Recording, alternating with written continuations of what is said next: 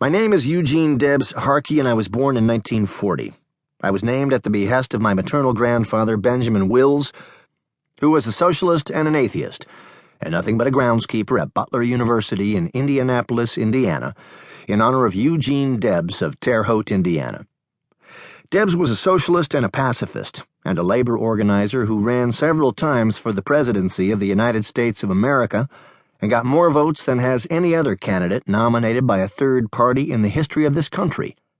Debs died in 1926, when I was negative 14 years of age. The year is 2001 now. If all had gone the way a lot of people thought it would, Jesus Christ would have been among us again, and the American flag would have been planted on Venus and Mars. No such luck.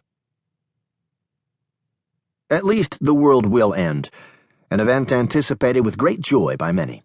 It will end very soon, but not in the year 2000, which has come and gone. From that, I conclude that God Almighty is not heavily into numerology.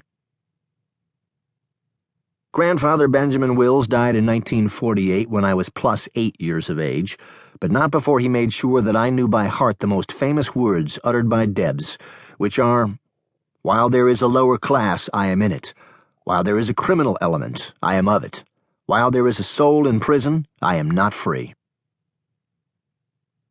I, Deb's namesake, however, became anything but a bleeding heart. From the time I was 21 until I was 35, I was a professional soldier, a commissioned officer in the United States Army.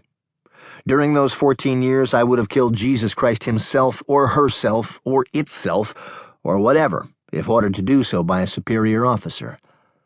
At the abrupt and humiliating and dishonorable end of the Vietnam War, I was a lieutenant colonel with thousands and thousands of my own inferiors.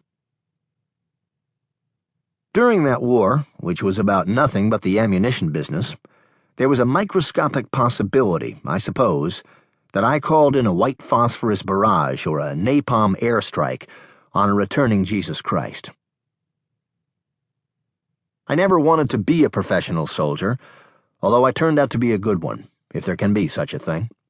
The idea that I should go to West Point came up as unexpectedly as the finale of the Vietnam War, near the end of my senior year in high school. I was all set to go to the University of Michigan and take courses in English and history and political science and work on the student daily paper there in preparation for a career as a journalist. But all of a sudden, my father, who was a chemical engineer involved in making plastics with a half-life of 50,000 years and as full of excrement as a Christmas turkey, said I should go to West Point instead. He had never been in the military himself. During World War II, he was too valuable as a civilian deep thinker about chemicals to be put in a soldier suit and turned into a suicidal, homicidal imbecile in 13 weeks. I had already been accepted by the University of Michigan when this offer to me of an appointment to the United States Military Academy came out of the blue. The offer arrived at a low point in my father's life, when he needed something to boast about which would impress our simple-minded neighbors. They would think an appointment to West Point was a great prize, like being picked for a professional baseball team. So he said to me, as I used to say to infantry replacements fresh off the boat or plane in Vietnam, "This is a great opportunity." What I would really like to have been, given a perfect world, is a jazz pianist. I mean jazz. I don't mean rock and roll. I mean the never-the-same-way-twice music the American black people gave the world. I played piano in my own all-white band in my all-white high school in Midland City, Ohio. We called ourselves the Soul Merchants. How good were we? We had to play white people's popular music or nobody would have hired us. But every so often we would cut loose with jazz anyway. Nobody else seemed to notice the difference, but we sure did. We fell in love with ourselves. We were in ecstasy.